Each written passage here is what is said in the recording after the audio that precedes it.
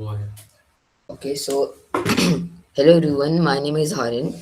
I am 12 years old. I am currently studying in 7th grade. I was born in Bihar, but I'm living in Ludhiana for my education purpose. And for today, our topic will be about quantum physics. Quantum physics explores the behavior of matter and energy at the subatomic scales. It reveals phenomena that differ fundamentally from classical physics. So, understanding these phenomena are essential for modern technologies and advancements. So, the quantum field theory. So, it combines quantum mechanics with special relativity to describe fields and particles. So, it explains the creation and annihilation of particles. Quantum electrodynamics, it's a very well tested example of this story.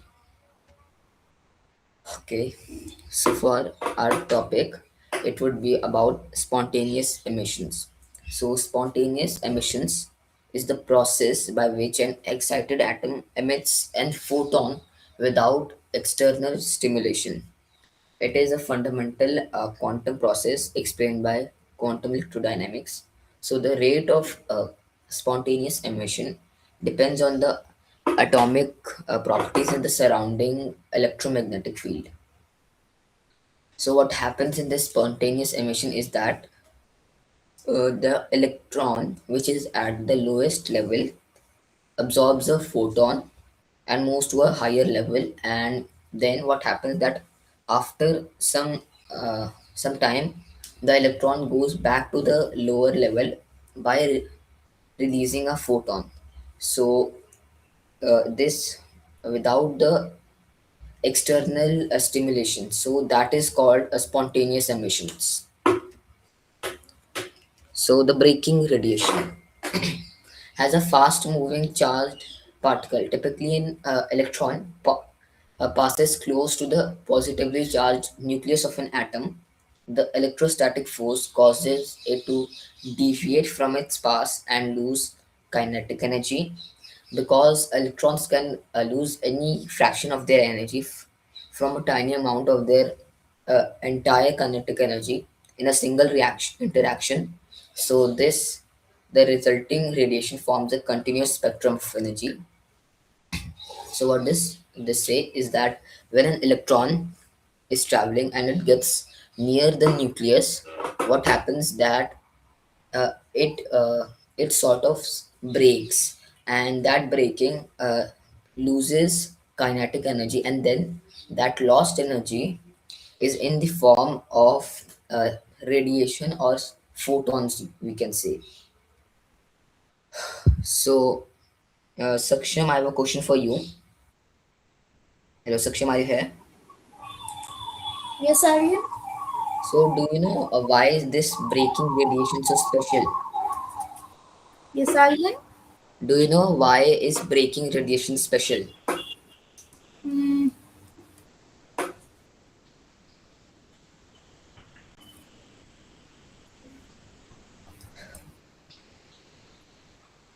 Okay, so I have another question for you. Can you explain to me what is an spontaneous emission? Hello, Saksham. Yes, Aryan. Can you explain to me what is an spontaneous emission? Spontane. Spontaneous emission. Hmm.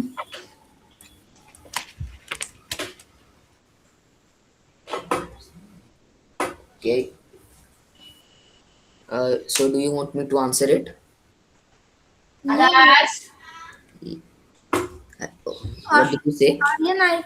I think so. Spontaneous emission is a process in which a quantum mechanical system transitions from an excited energy state to a lower energy state and emits a quantized amount of energy in the form of a photon. Okay, so like, can you give an example out of it? Hmm. Examples. Yes.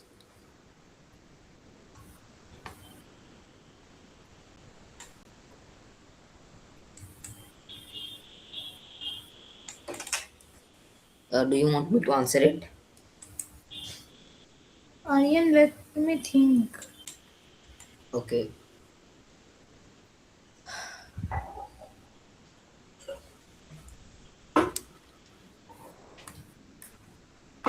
I think Aryan, examples of breaking radiation might be gamma radiation, beta radiation, alpha radiation, etc. No, I was talking about the spontaneous emissions. Like, can you give an example out of it? About the spontaneous emissions. Spontaneous emission. Yes. I think Aryan spontaneous emission is a process in which quantum mechanical system transitions from an excited energy state to a lower energy state and emits a concise amount of energy in the form of photon.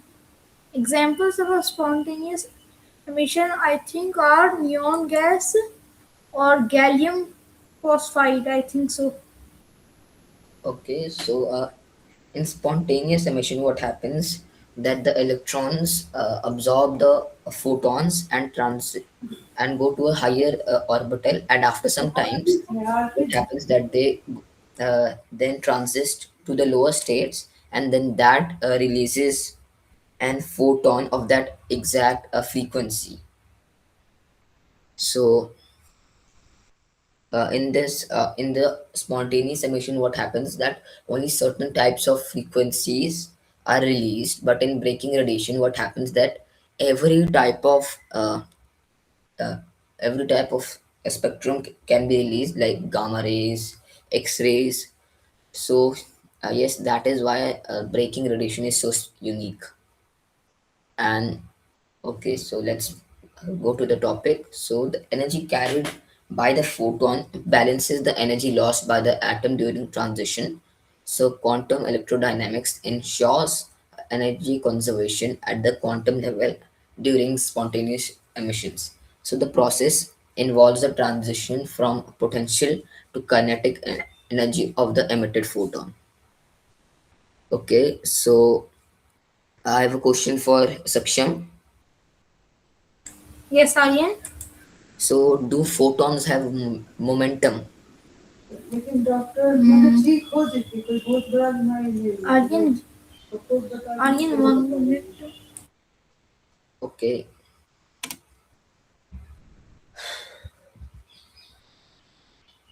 So, quantum superposition. So, quantum systems can exist in multiple states simultaneously until measured. Schrodinger's cat experiment illustrates superposition with the hypothetical cat.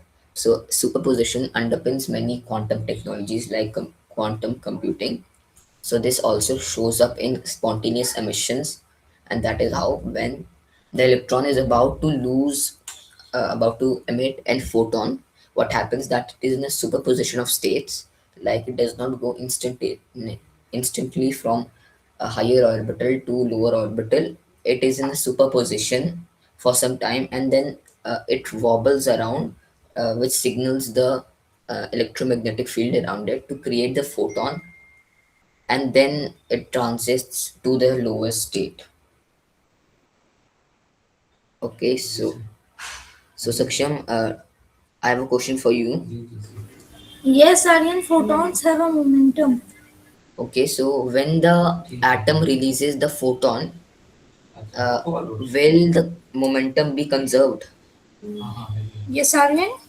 When the atom will release the photon, will the momentum be conserved? I think yes, Aryan. Okay, so do you know how? Hmm. दाना दाना आकाश से बुखार हो गया photo तेरे भेज दिए तुम पे मेरी बात जान रही है तुम Okay, do you have an answer for that?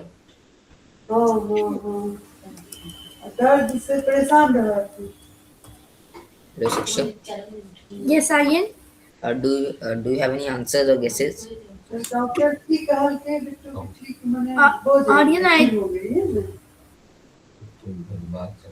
ना Aryan, I'm not sure about it, but I, I don't think so. It might be applicable.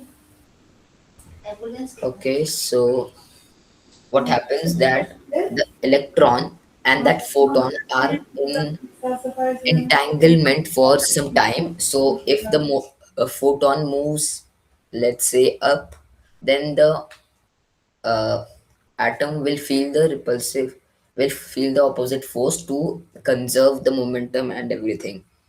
So you get it right, Saksham? Okay, so quantum entanglement. So, Saksham, can you read this slide? Hello, Saksham. Okay, Aryan, quantum entanglement. Entanglement occurs when particles become linked such that the state of one instantly influences the another. This phenomenon has been experimentally verified over a large distances. Entanglement is fundamental to quantum communication and cryptography. Okay, so do you know what is a wave function? Hello, No, Saksham. Do you no, know what is a wave function? no, Aryan. Okay, so a wave function is like where the chances of finding an electron are the highest. So, what happens when the electron is going to emit that photon? They are in a single wave function, and that is why entanglement. That is why they are entangled. So it's a unique property of entanglement that they share the same wave function. Spontaneous emissions. So when the excited atom is going to emit a photon, what happens is that the electrons don't just move up or down orbitals. They are in a superposition and the electron starts wobbling, which hints the electromagnetic field to create the photon. So when the photon is emitted, everything must be conserved. So if the photon goes right, the atom will feel a nudge to the left to conserve momentum. Okay, so wave particle duality. So particles such as electrons exhibit both wave-like and particle-like properties. This duality is demonstrated through experiments like the double slit experiment. So it challenges classical notations of particles and waves as distinct entities. So, Saksham, I have a question for you. Yes, Aryan. In wave particle duality says that particles take an electron for example, exhibits both wave-like and particle-like properties. So, but we know that an electron is an wave function. So how the electron is a particle? So did you get my question? No, Aryan, I did not understand your question. So we know that particles can be both wave-like and particle-like, but we know that electrons are a wave function. So how are they particle-like? Do you know?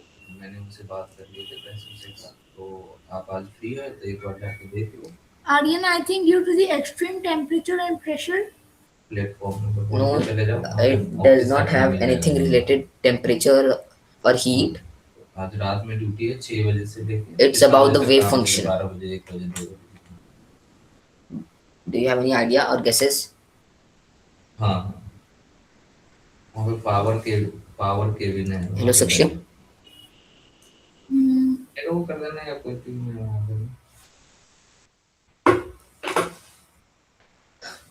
Saksham, do you want me to answer it?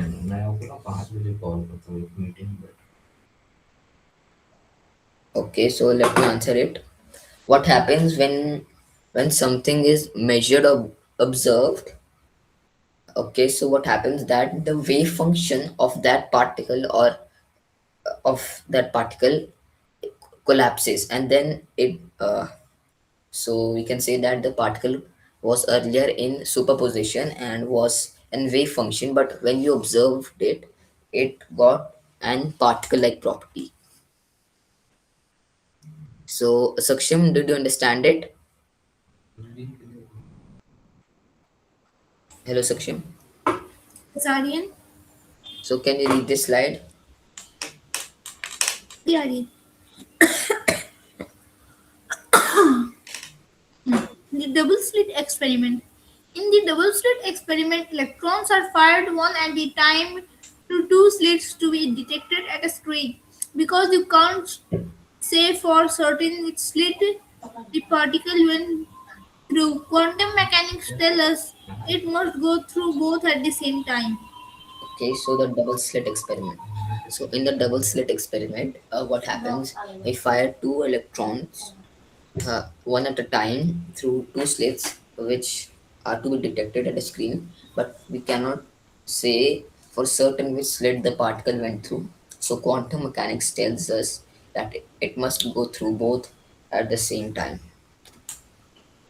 So to get the probability of finding a particle somewhere on the screen, you simply add up the amplitude of the wave going through one slit with the amplitude of the wave going through the other slit, and then we square it.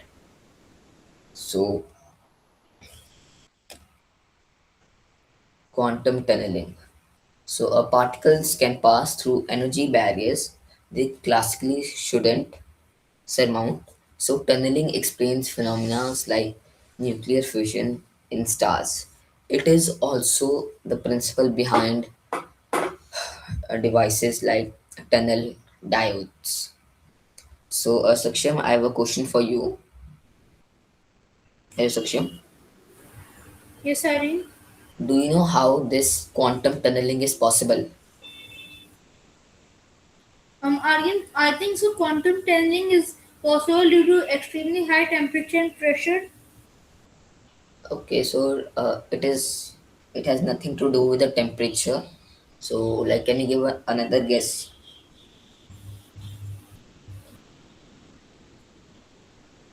I think so. Pressure and electrostatic force. Okay, so I will give you a hint. It's about the wave particle duality. Did you get it,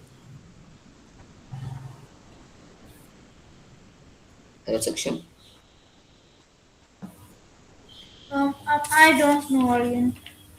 Okay, so quantum tunneling is possible by a wave particle duality. So we know that an particle is a wave, and particle wave function is all there to know.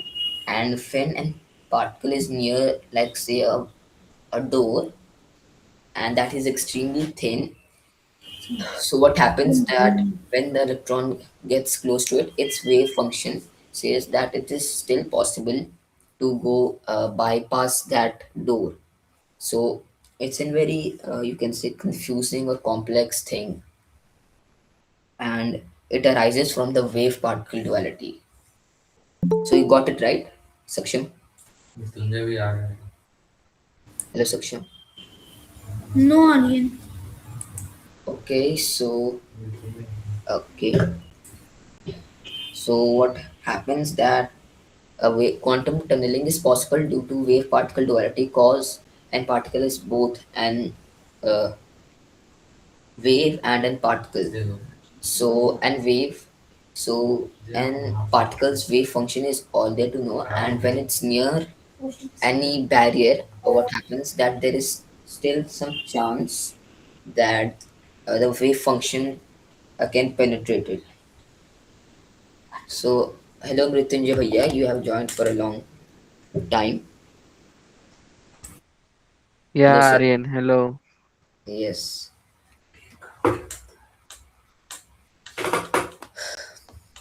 So uh, Saksham, can you read this slide, the Heisenberg uncertainty? Okay, Aryan. The Heisenberg uncertainty. The core of the principle is that the more accurately we measure a particle's positron, the more uncertain its momentum.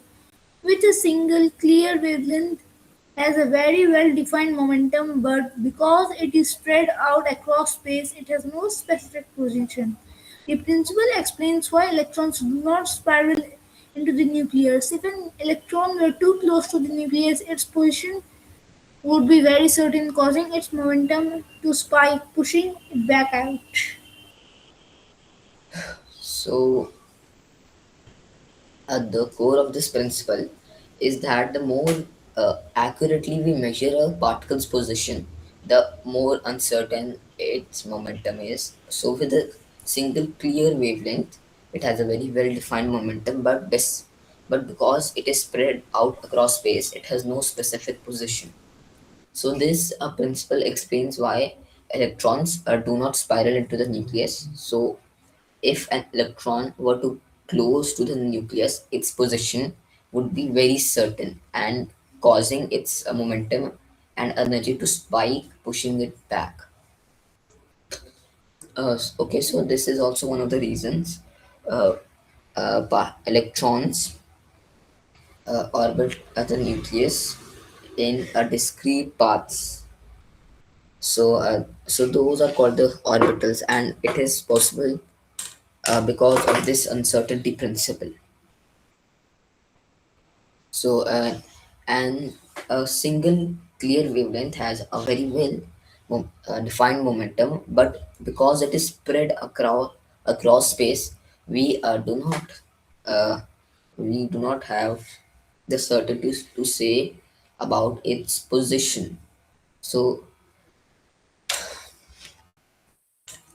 quantum spin. So, hello, Saksham, can you read this slide? Hello, Saksham. Yes, Aryan. The quantum spin. Spin is an in- And spin is an intrinsic form of angular momentum possessed by the particles. It takes discrete values and is fundamental to particle identity. Spin is crucial for understanding magnetic properties of materials. okay, so Saksham, does do does an photon have spin? Hello, Saksham.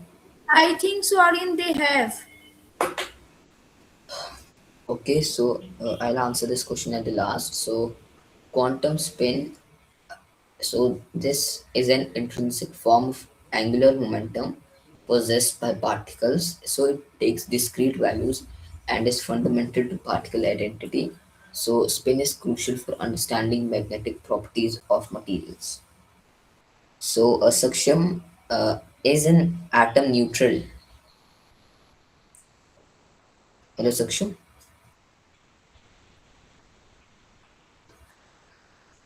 Saksham, are you here?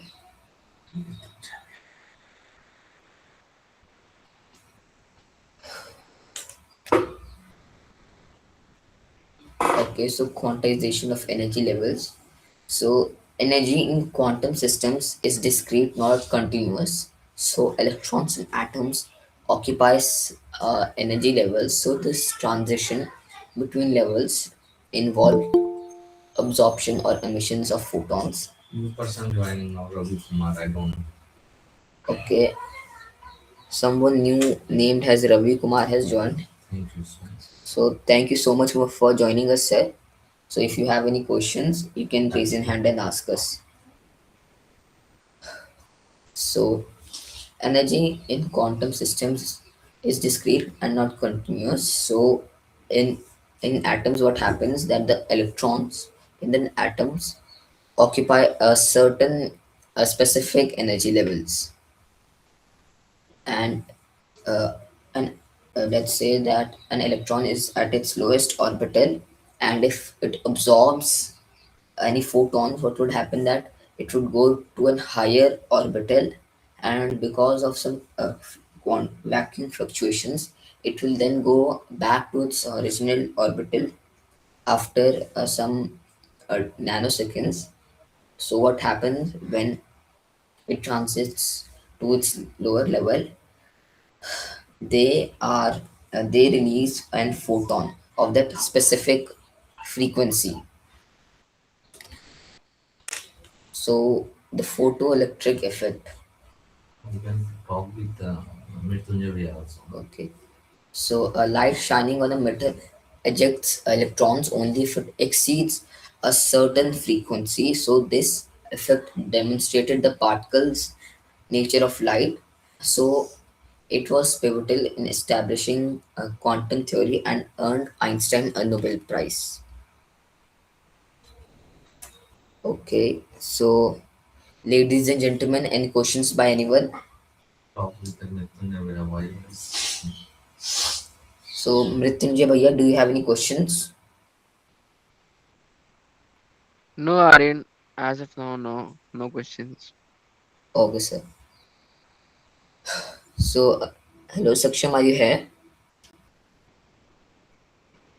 Hello Saksham, can you read this slide? Quantum teleportation.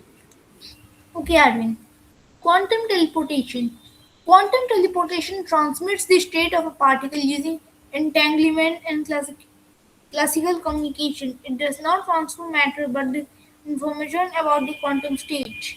This technology is vital for secure quantum communication networks. Okay, so Saksham, I have a question for you. Does doesn't okay,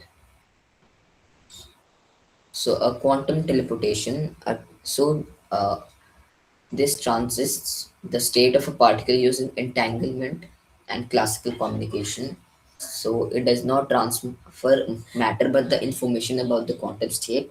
So this technology is vital for secure quantum communication networks. So Saksham, I have a question for you. Hello Saksham, I have a question for you about entanglement. Okay, Aryan.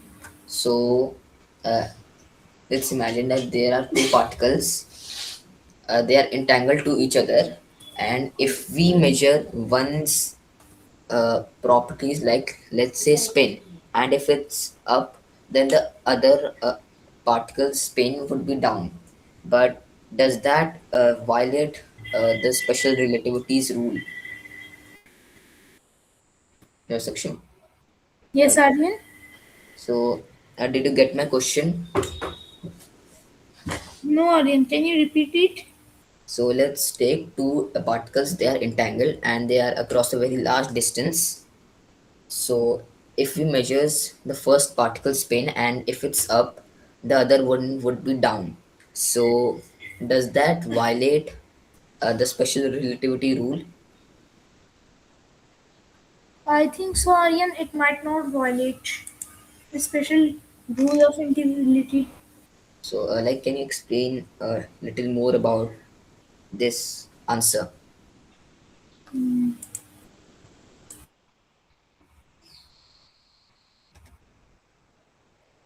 Okay. So decoherence. So Saksham, can you read this slide? Okay, Aryan, decoherence. Decoherence is the process by which a quantum system loses its special abilities, specifically its ability to exist in a superposition due to interactions with surrounding environment. This explains why we do not see microscopic objects like chairs or cats in multiple places at once. They decohere almost instantly due to their size and complexity. Okay. So let's take a cup for example, and it is there because of decoherence. So it says it is the process by which an quantum system loses its special ability, especially its ability to exist in a superposition. And due to this interaction with the surrounding environment, this explains why we do not see macroscopic objects like chairs or cats in multiple places at once. So they decohere almost instantly due to their size and complexity. So for a very small particle, the case would be like, let's take for example the double slit experiment. When nothing is getting observed, the electrons are perfectly isolated. What happens that we will see an interference pattern of an wave, but when we observe it, or it is interacting with the surrounding environment, it will then uh, behave like an particle. So Saksham, did you get the topic? Hello Saksham. No, Aryan. So, as we know that an electron is in superposition if it's not observed, but when it's observed or measured or it interacts with the surrounding environment, what happens that this superposition collapses, and then it acts like a wave. It acts like a particle, and decoherence, and that is called decoherence. So if there's a car in front of me, what happens that we are not seeing it in superposition because the atoms in that car are getting uh, are not in superposition because of decoherence, because they are interacting with the surrounding environment, like they're absorbing heat, or they are getting measured. So this is called decoherence, and it makes the atoms lose its special abilities, and especially the ability to exist in a superposition. So so Section, did you get it now? Hello, Section.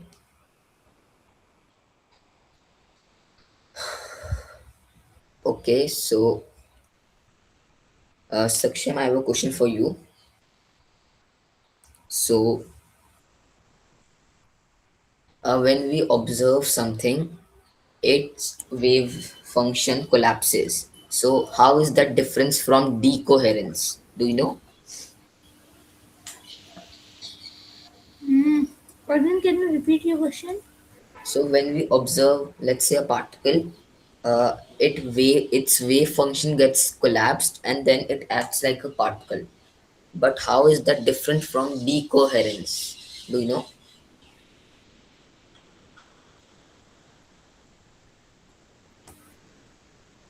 No, Aryan. Okay. So a decoherence, you can say it's an continuous process, and by which interactions with the noisy environment measures the specific quantum properties, which makes it lose its special abilities to exist in a superposition, etc. And it is a little different from a wave function collapse. Okay, so non-locality. So, Saksham, can you read this slide of non-locality? Okay, Aryan. Non-locality. Measurement of one particle seems to instantaneously affect its distant entangled counterpart. This interaction cannot be used to send any usable information or signals faster than light. Because the outcomes of quantum measurements are fundamentally random, you cannot control what the distant observer sees, thereby preserving the principle of causality. Okay, so Saksham, did you understand this like slide? No, Aryan. Okay, so let's take an example. And particle decays into two particles. Let's say it uh, it is collapsing into an electron and an positron. And when we like measure the first particle, let's say the electron, and if its spin was up, we will instantly know that the second one was down. And even if the distance between the two are light years away, their wave function will collapse. So did you get it, Saksham? Yes, Aryan. So does this violate the special relativity's rule? I think Aryan this might not violate. Okay, so why it shouldn't violate this rule? Do you know? Okay, so do you have any guess?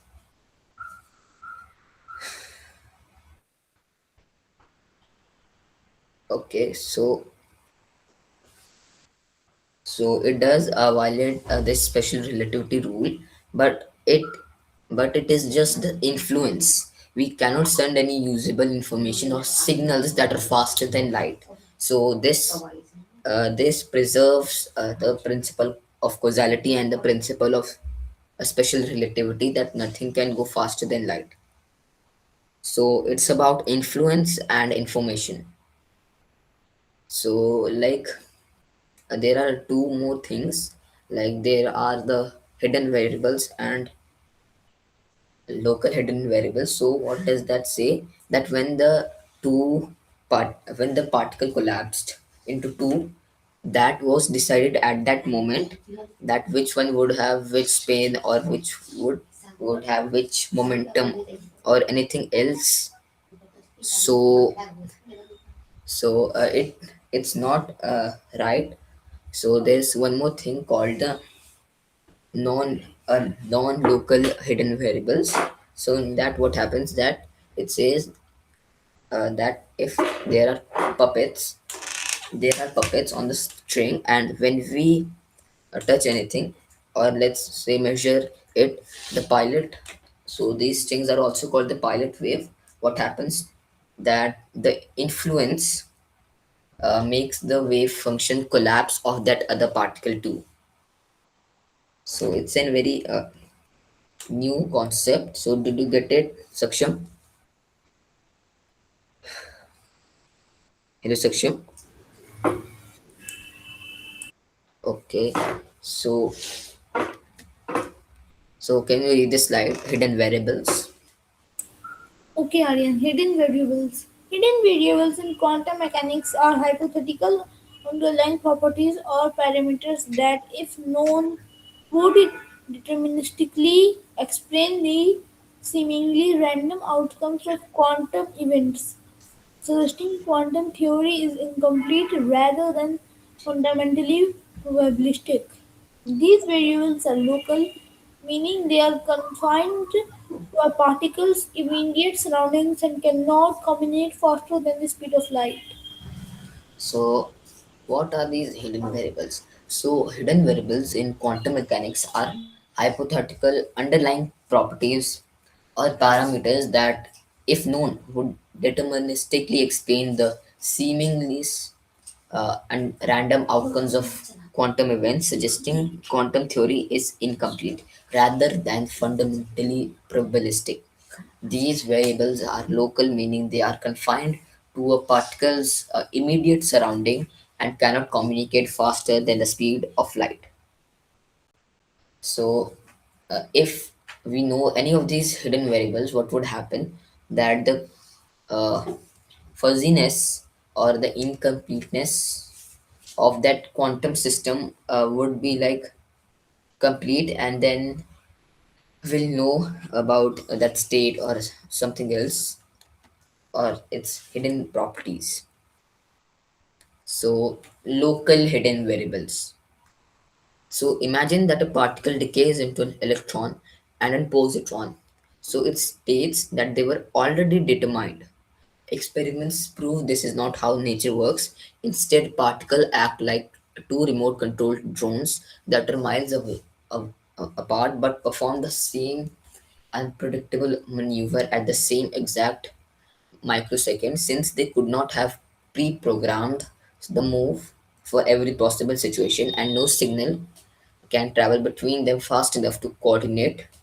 So then we know that they are entangled, meaning they have no fixed properties until you look at them, and they decided their state together instantly across space. So uh, let's say that an particle decays into an electron and a positron. So local hidden variable says that spin or something else or a property was determined at that same exact time when the particle decayed into the electron and the positron. But experiments prove that this is not how nature works, but they act like entangled pairs. So, like the particles act like two remote controlled drones that are miles away but perform the exact same maneuver at the same microsecond. So since they could not have been reprogrammed the move for every possible situation, and no signal can travel between them fast enough to coordinate, so then we can say that they're entangled. So so you can also say that they share the same wave function. And this is also the case in spontaneous emissions, where the atom is in a state of superposition, or the electrons, when it's going to emit a photon. So, hello Saksham, can you read this slide? Hello Saksham. Okay, Aryan, non-local hidden variables. Non-local hidden variables say that these particles are connected with an invisible string, sometimes called the pilot wave, that stretches across the universe. Because of this, the other particle know when to do something instantly. Particles are real, solid objects, but they are riding a massive wave that coordinates their behavior across space farther than the speed of light. Okay, so did you understand this slide? What No, is Aryan. okay? So it is saying that influence is faster than the speed of light, or you can say it's instantaneous. But we cannot like send any information faster than the speed of light. So it's just saying that. So it's a so non-local hidden variable says that these particles are connected with an invisible string, sometimes called the pilot wave, that stretches across the universe. Because of this, the other particle knows when to do something instantly. Particles are real solid objects, but they are riding a massive wave that coordinates their behavior across space faster than the speed of light. So this does not break the rule of special relativity, because if it's the influence and not any information that is traveling faster than the speed of light. And they and like take two entangled particles are connected with invisible strings. They are also called the pilot wave, which stretches across the universe. So when the uh, when we know the first electrons spin, we will instantly know the other positrons spin, because influence is faster than the speed of light. But we are not sending any information or messages that is faster than the speed of light. So that is why it's not breaking the rule of special relativity. So Saksham, did you get it? Hello Saksham.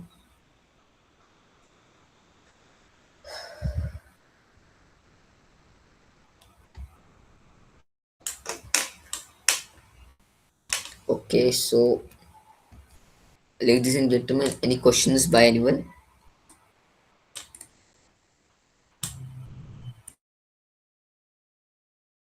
Hello Saksham. Hello Saksham, are you here? Yes, Aryan, and I don't currently have any questions. Okay, so how was the presentation? Aryan, the presentation was very nice, but sadly no one joined. But the presentation was really very nice and interesting. Okay, so like, do you have any suggestions on what should be the next topic? Um, I think so. They are in the next presentation might be on quarks, such as how many types of quarks are there, how are they formed, etc., etc. Okay,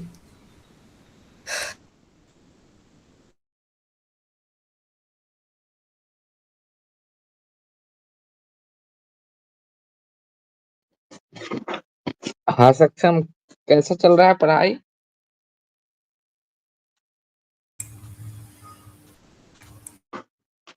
hello.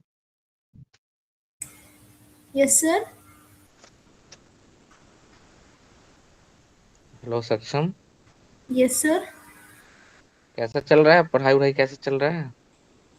अभी तो sir ठीक ही है। ठीक चल रहा है, अभी भी अच्छा ही चल रहा है। या समझ में आ रहा है, you are understanding what happening is going on of this PPT and all? Yes sir. Okay, so you have also joined the earlier in Malik sir classes. Yes sir. Okay, nice, nice. So you can also put your efforts if your any kith and cans want to join this group and classes, so you can say him and also put his efforts and knowledge, enhance his knowledge. Aryan always try to efforts always best. Okay sir. Okay. Uh, Okay, thank you so much for joining us. We will be in, and the next topic will be crocs, na? Yes sir. Okay, okay, thank you so much.